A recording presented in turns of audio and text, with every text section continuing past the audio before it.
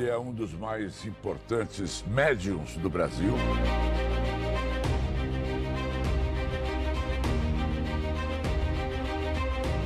Você costuma dizer que todos nós temos uma dose de mediunidade.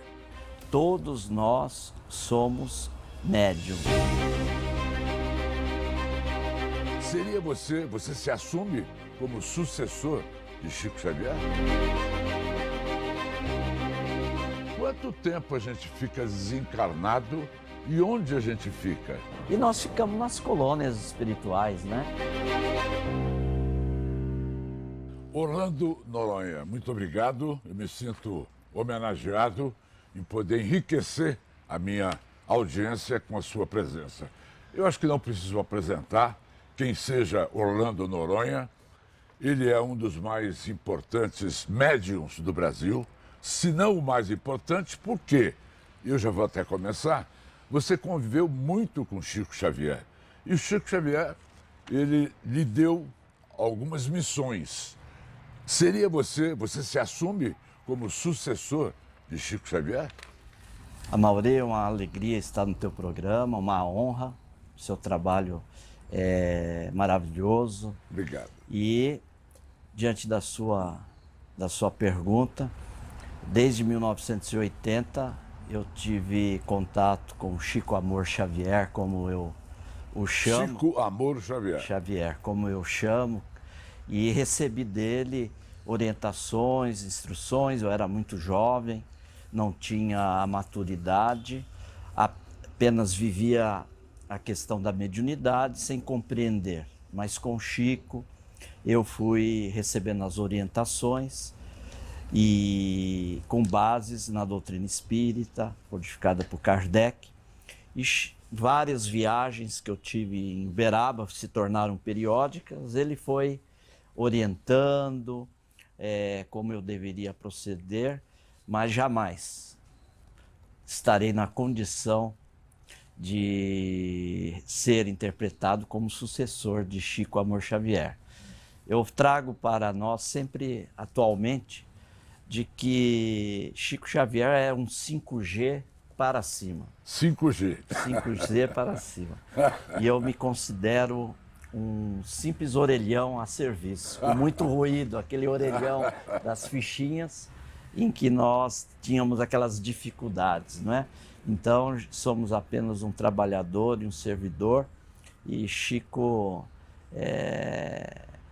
é para nós o grande instrutor, orientador. Eu tive o privilégio de estar com o Chico, deve ter uma foto minha com ele aí, quero até aproveitar para orgulhosamente colocar, para dizer que eu estive lá em Uberaba também com o Chico Xavier. Eu, grande fã também. Agora, Orlando, você costuma dizer que todos nós temos uma dose de mediunidade. Todos nós podemos, então, fazer o que você faz? Não. Veja, segundo os estudos e as pesquisas de Allan Kardec, no livro dos médiuns, todos nós somos médiuns, no sentido de que temos a possibilidade de ter o intercâmbio com o mundo espiritual. E é curioso que o codificador, ele traz para nós que todo aquele que sente em um grau qualquer a presença dos espíritos é por si um médium. Agora, quando nós vamos classificar, nós temos os médiums mais ostensivos e menos ostensivos. Entendi. Os mais ostensivos, vamos colocar Chico Xavier, que acabamos de comentar aqui, né? A característica é evidente do fenômeno da ocorrência da mediunidade. Agora tem aquela menos ostensiva, em que nós estamos diariamente em contato com o mundo espiritual através das inspirações, dos pensamentos que nos chegam sutilmente. Agora, Orlando, o que é mais intensivo, para usar a sua expressão? A psicografia ou, por exemplo, a psicofonia? Eu queria até que você explicasse o que é psicofonia. A psicofonia é o médium falante, né? é a capacidade que, através de um transe mediúnico, o médium pode transmitir através da voz ou a mensagem do mundo espiritual. Psicografia é quando o médium tem a especialidade, a capacidade, através da mão, de transmitir as mensagens do mundo espiritual. De qualquer forma, as duas podem ser ostensivas. De que forma esse seu dom se manifestou? Com quantos anos você tinha que você já sentia uma coisa diferente e que depois foi qualificada como uma pessoa com o dom da psicografia? Segundo os relatos dos meus saudosos pais, desde criança era natural o contato meu com o mundo espiritual. De forma que, para mim, não havia, inclusive naquela manifestação que ocorria quando criança, uma distinção tão grande entre o mundo físico e o mundo espiritual. E eu tenho alguns relâmpagos, algumas lembranças desses contatos que eu tinha de forma natural com o mundo espiritual. Eu tinha, por exemplo, tem um fato muito interessante que ocorreu, que eu, muito jovem, criança, eu participava das reuniões que meus pais iam. Eles eram espíritas, mas deixar bem claro que nunca me induziram. E, em certa oportunidade, nós fomos de ônibus a uma instituição. E eu lembro até hoje que eu comecei a conversar com uma senhora que estava do lado, e o ônibus chegou, e nós entramos no ônibus para passar na cobrança lá do ônibus. E quando eu olhei, eu vi que ela entrou junto. Quando eu olhei que nós entramos, aquela senhora não estava mais dentro do ônibus. Meus pais estavam habituados com essa ocorrência, né? De fato, era a presença de uma amiga espiritual que se manifestou ali. Que se materializa? Para mim, para mim, ela se fez visível, através da vidência. Agora, Orlando, como é que você faz? Você faz sessões, aliás, você fez uma ontem, não é? E o Leandro, que é nosso diretor, estava com a nossa câmera lá, e vocês estão vendo imagens do Orlando Noronha num transe, assim que se fala, né? Num transe mediúnico. E normalmente o que as pessoas pedem para você a comunicação? Como é que é essa logística? Nós temos as reuniões onde se realizam as chamadas cartas consoladoras, né? A psicografia. As pessoas buscam, sabendo através de uma agenda que nós vamos estar em determinado lugar, e elas então espontaneamente buscam naquele dia, através de uma senha, uma numeração de umas 150, depende da capacidade, da minha logística de viagem, e elas então comparecem no dia da reunião e pegam uma senha por ordem de chegada. Diz que você só faz 8 por dia, é verdade isso? 8, 10, 12. 8, 10. Mas ontem tinha centenas. Tinha centenas de pessoas. Centenas de pessoas esperando uma oportunidade. E aí, nós fazemos o atendimento, essas pessoas recebem ali a senha, eu não as conheço, porque não há informação anterior. Elas apenas chegam por ordem de chegada, pegam a senha e depois passam comigo num chamado registro, onde há uma sintonia espiritual. É um atendimento rápido. Após todo esse atendimento que nós fazemos, ali já pode ocorrer algumas orientações do mundo espiritual, e depois nós vamos para as cartas psicografadas. A sua mão é guiada num ato, semimecânica. Num ato de psicografia? Isso, eu tenho um impulso. É o impulso da mão. O impulso da mão. E aí você precisa ter concentração. Concentração, precisa ter esse preparo. Eu estou perguntando essas coisas porque tem tantas fraudes no Brasil, não é? E quantas delas nós não conhecemos. E é importante a gente dizer ao nosso público que você, Orlando, é um cara sério, é uma pessoa que encara esse seu dom com muita dignidade, não é? Por isso é que eu estou falando para que você me dê detalhes que para você podem não ser importantes. Não, perfeito, eu entendo exatamente. Lembrar que o próprio codificador Allan Kardec tem um capítulo no Livro dos Médiuns que ele trata da questão do charlatanismo, da fraude, né? Dessas questões. E justamente nós trabalhamos no modelo de Chico Xavier. Aquilo que eu aprendi... Você não cobra nada? De forma alguma. Não cobra nada. Tenho minha profissão, sou analista de sistemas. E minha esposa, que me acompanha, a Letícia, trabalha no Tribunal Regional Eleitoral, não é? E temos as nossas atividades profissionais, não há nenhum vínculo, fazemos por amor, né? Pela tarefa, a alegria de servir. E essas tarefas, elas têm esse modelo da orientação que eu recebi ali de Chico. Me dê um exemplo, desculpe a minha curiosidade. Essas cartas que você recebe, não é, para determinada pessoa, elas é que pedem ou a manifestação é de livre e espontânea vontade do espírito? A solicitação ocorre natural pela busca. Entretanto, é aquela orientação que eu recebi de Chico, né? No sentido de que eu tenho que tocar de lá para cá. Entendi. Para que eu também aprendi algo muito importante, Amaury, com Chico Xavier. O médium também, na sua tarefa, ele precisa ser exigente. Não só o mundo espiritual é exigente na disciplina com o médium. O médium que tem discernimento dentro da doutrina, que precisa ter esse discernimento, ele também precisa ser exigente com o mundo espiritual, no sentido de fazer uma criticidade para que ele não caia. Nós somos suscetíveis de ter algum engano, alguma falha, que é muito natural na nossa condição humana, que é diferente de você fraudar. Charlatanismo é uma coisa. O médium cometer um erro, uma falha, é possível que isso ocorra, não pode ser constante. Claro. Algum fato.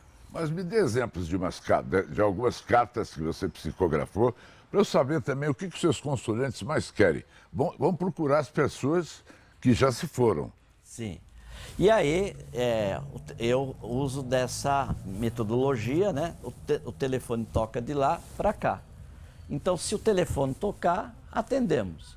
Se o telefone não tocar, nós vamos usar a doutrina para consolar as pessoas. Eu lembro de um caso muito interessante, se você me permite. Por favor.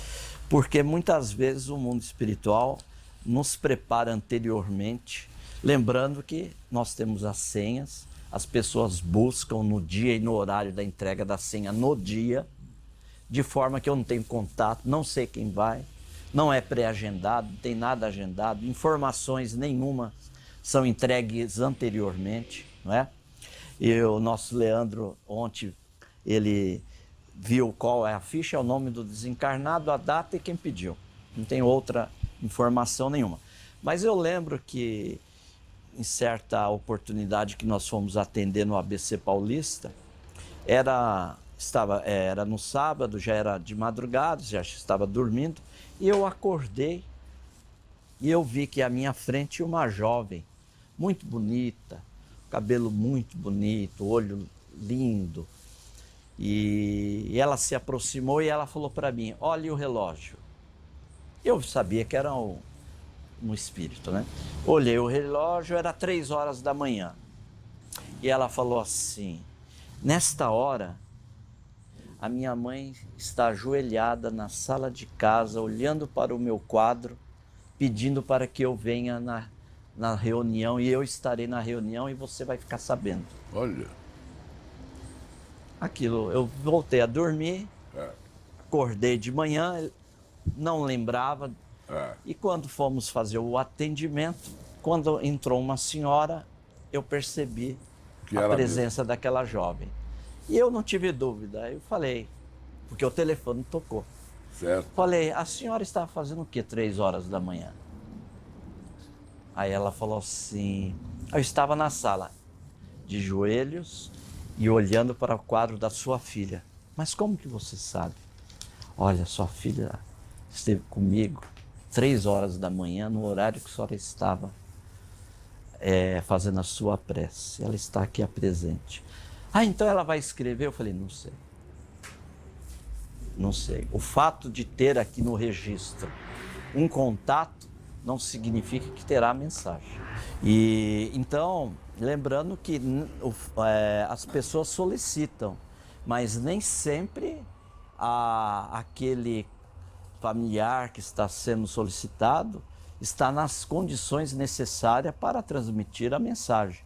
E precisa ter uma afinidade, uma sintonia com o médium. Agora, eu pergunto, as mensagens que vêm, para que serve então uma psicografia? Só para saber se a pessoa está bem do lado de lá? Ou nessas cartas também vem conselhos, vem tipos de recomendações para que a pessoa que está aqui, não desencarnada, faça? Qual foi o caso mais eloquente nesse sentido? Porque todo mundo quer saber se os seus entes queridos que já se foram estão bem lá, não é? Exatamente. Esse é um objetivo, né? De tranquilizar o ente querido que está aqui solicitando a mensagem, mas também para esclarecer pontos da vida comum, social, familiar da pessoa e consolar através das instruções. O espírito não é capaz de fazer previsões. Não, eles podem antecipar algumas informações, não é? Pode ocorrer de fato. Kardec trata isso na Gênesis, viu? Sobre essas questões. Pode ocorrer quando é um fim útil, né? Não para curiosidade, para alguma outra fim que não tenha uma utilidade. Claro que os benfeitores podem antecipar informações. Eu tenho curiosidade, Orlando, você não fala que a pessoa morreu, você fala que a pessoa desencarnou. É a linguagem, não é? Quanto tempo a gente fica desencarnado e onde a gente fica? Até não ter mais condições de comunicação? Ou é ad eternum a possibilidade de comunicação? Não, a possibilidade sempre ocorre, porque a questão do tempo não irá influenciar, não irá influenciar. Eu tenho, por exemplo, Teresa d'Ávila. Teresa d'Ávila. Nós temos uma mensagem da Teresa d'Ávila em que Emmanuel, o mentor espiritual do Chico, é médium da Teresa d'Ávila para Chico, pela psicofonia, não foi pela psicografia, trazer a mensagem de Teresa d'Ávila. Então veja, não importa a altitude espiritual em que esteja o espírito e nem o tempo. Entendi. A comunicação é factível de ocorrer perfeitamente, não é? E nós ficamos nas colônias espirituais, né? Nós ficamos nas colônias. Há muitas moradas na casa de meu pai, Jesus nos falou, e nós queremos citar aqui nosso lar, por exemplo. Não temos só a colônia Nosso Lar, são infinitas colônias que estão pelo mundo. Por exemplo, para esclarecer, a família Muscati, aqui de São Paulo, uma família judaica, que conviveu com Chico psicografou em hebraico. O filho deles, o Roberto, que estava fazendo medicina, quando ele desencarnou, ele foi para alguma colônia no Brasil? Não. Ele narra na mensagem que ele está numa colônia espiritual em Israel, porque é a afinidade que ele tem com o povo judaico. Então são essas muitas moradas onde estão os nossos amados. Nós falamos no Guilherme Velho, que é um velho amigo meu, e que esteve aqui conosco várias vezes, não é? O Guilherme, ele estava na sessão que a nossa equipe gravou e fez algumas perguntas lá para consulentes que são importantes. Põe o Guilherme no ar.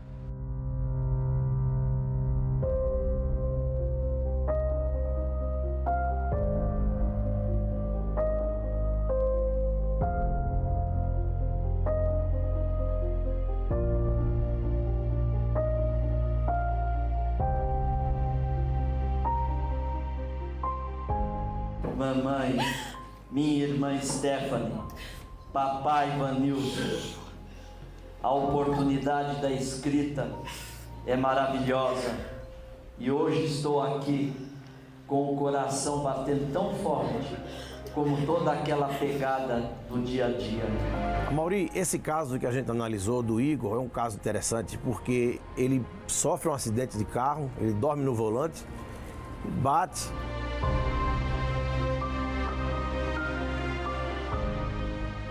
Posso esclarecer sobre aquela noite. Eu seguia na minha.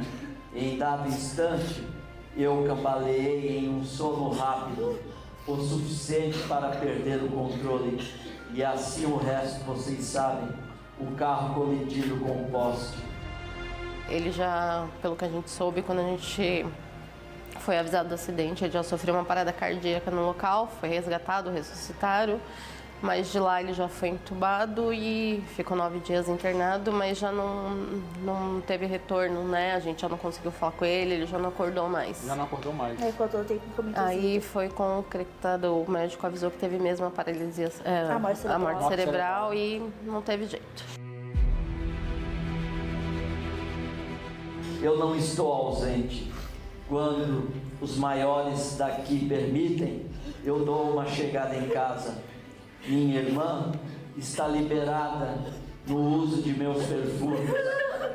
Pode usar até a última gota. E na carta, que foi psicografada por ele através do médium Orlando Noronha, ele no final faz um desenho de um perfume, o 212 da Carolina Herrera, que era o perfume predileto dele, o perfume que ele usava e que a irmã costumava pegar e ele não gostava que a irmã fizesse isso. O que faz você crer que essa carta realmente é uma psicografia autêntica do seu irmão? Pelos detalhes, principalmente o desenho final, que tem muitos detalhes íntimos que só a gente dentro de casa, do convívio dele, sabia. Quais os detalhes? O perfume que ele usava, a forma como ele chegou, a assinatura dele. A assinatura veio parecida? Veio, o celular, Idêntica. O celular dele O celular que ele tinha ganhado há uma semana antes do acidente. E ele, no final ele autoriza vocês a usarem o perfume. Porque tá lá guardadinho e eu fico assim, eu uso ou não uso? Aí eu deixo lá porque eu fico com receio de usar.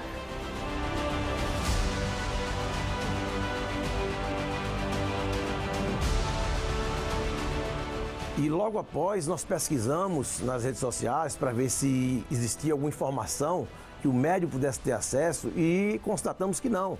Porque nós sabemos que hoje tem muita gente se utilizando de redes sociais, bancos de dados e enganando pessoas com informações coletadas nas redes sociais e se passando por médiuns. Então o que acontece? A gente foi pesquisar esse caso e não encontramos nada nas redes sociais. O que para nós, como pesquisadores, vem legitimar um caso autêntico de uma comunicação realmente entre um vivo e um morto. A família do Igor estava toda lá presente e eles se emocionaram bastante na hora que receberam a carta. O Guilherme é um grande pesquisador, não é mesmo, Orlando? Eu gosto muito dele e ele o faz através dos seus livros com muita consciência, com muita seriedade.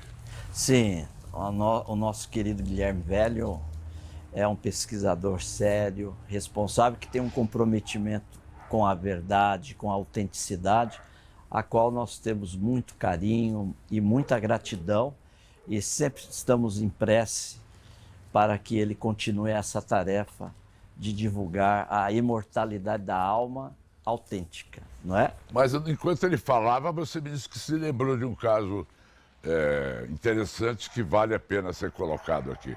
A respeito do nosso querido Chico, nosso Chico Amor Xavier, né?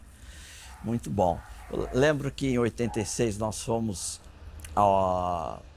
almoçar a convite dele e nós ficamos lá esperando lá fora e uma senhora se achegou perto de mim e eu vi que ela estava muito sofrida. E aí eu perguntei, era comum a gente conversar, o que trazia ela ali? Aí ela me narrou, ela falou, olha, eu estou aqui como última oportunidade. E porque meu filho, eu não sei se ele se suicidou, eu não sei o que aconteceu com ele. Eu sou da cidade de Santos, eles estavam na praia, estavam ali brincando com os amigos na pedra, meu filho voltou morto. E eu estou aqui. E ela abriu a bolsa dela e tinha a tarja preta, né? Medicação, estou a poder de medicação.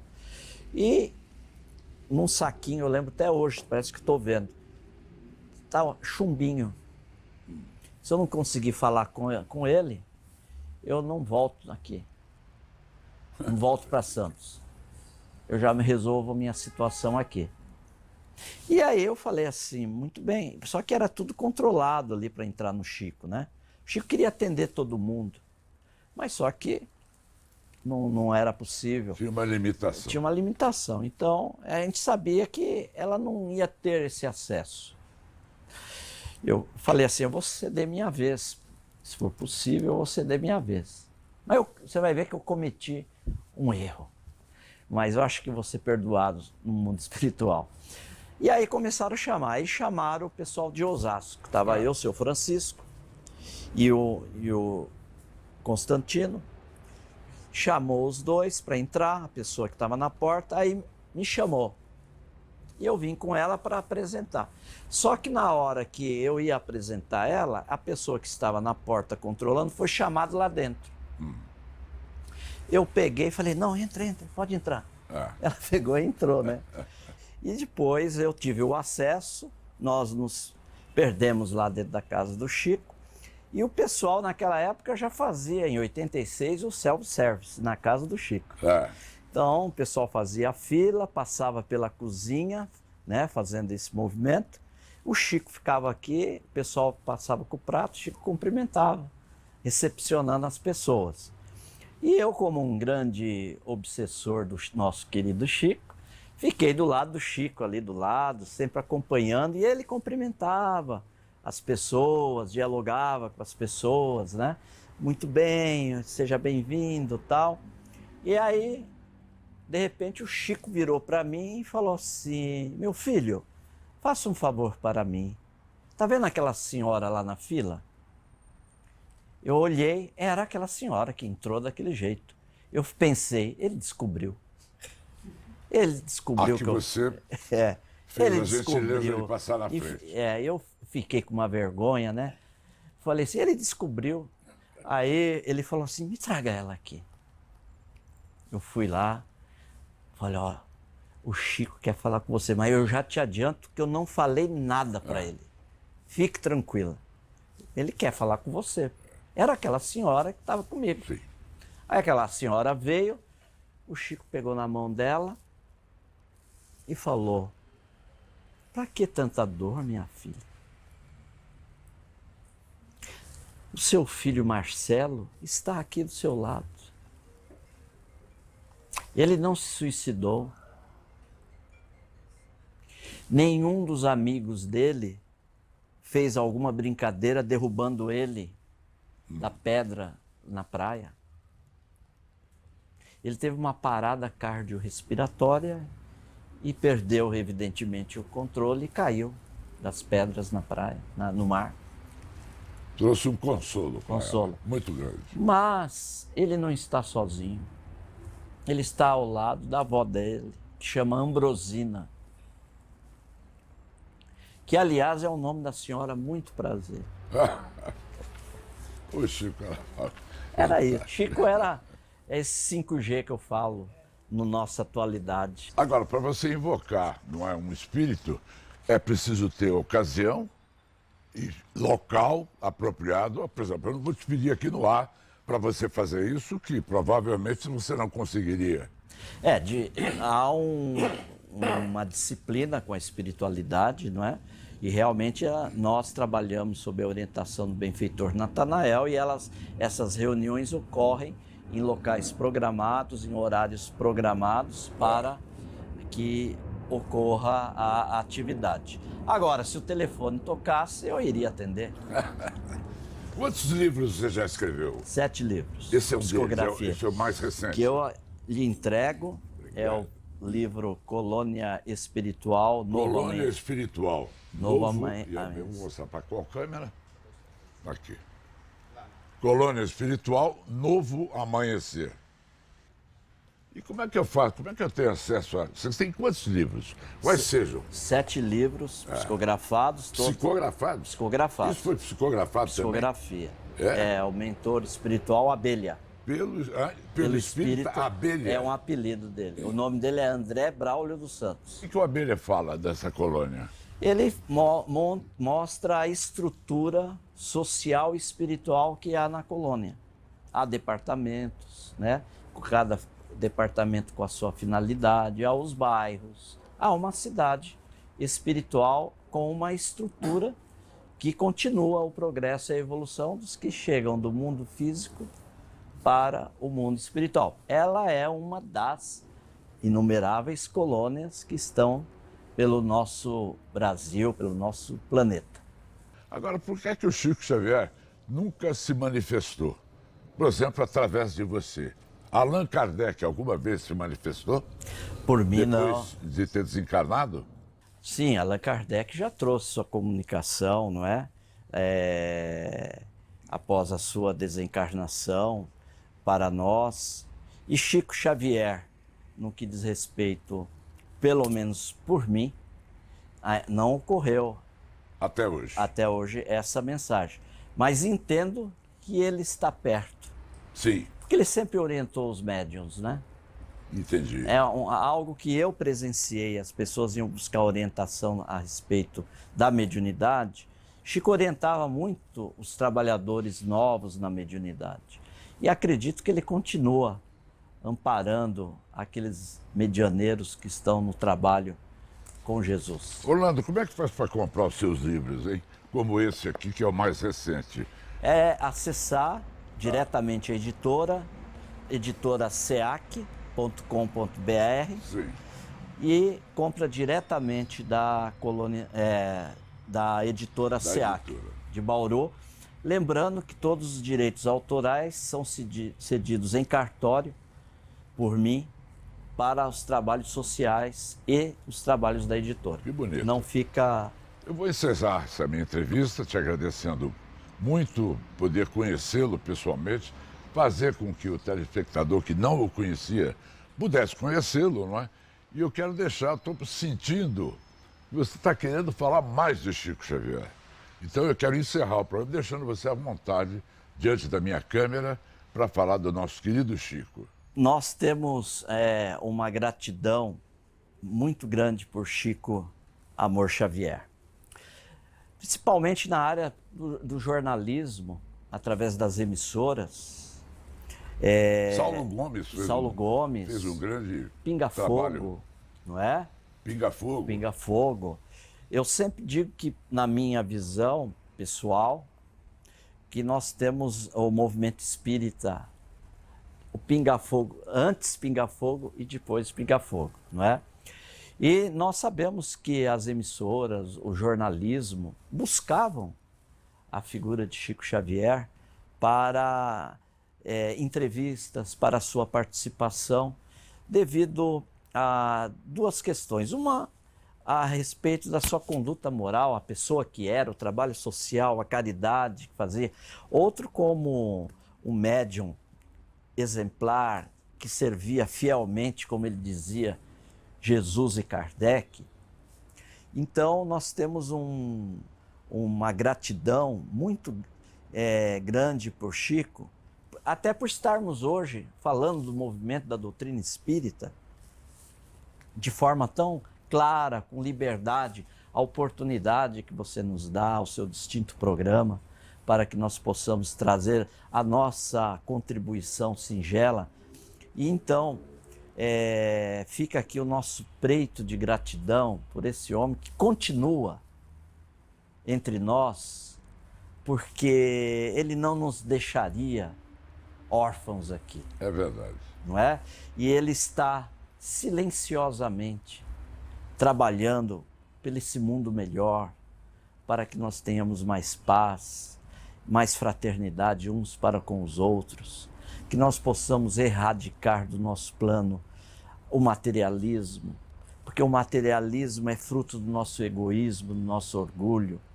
Nós precisamos olhar com essa lente de espiritualidade que Chico nos deixou e materializou para nós esse mundo espiritual com responsabilidade moral, que nós possamos ter nele esse exemplo que ele nos deixou com tanta dignidade, não é? Viveu com tanta dignidade. Então eu aproveito o seu programa para deixar aqui pessoalmente a minha gratidão por tudo que ele pôde fazer pessoalmente por mim, que eu não sei como retribuirei, mas por tudo que ele fez pela nossa humanidade. Obrigado, querido. Parabéns Obrigado. pelo seu trabalho, parabéns pela sua contribuição esclarecedora ao meu telespectador e a mim mesmo, não é? E vamos criar novas oportunidades para conversarmos. Conte conosco. Quem sabe quando o Chico se manifestar através de você, eu quero ter o privilégio de ser o primeiro a contar para o Brasil. Perfeito. Perfeito? Combinado. Obrigado, Guilherme Velho, e obrigado a todos que estão aqui.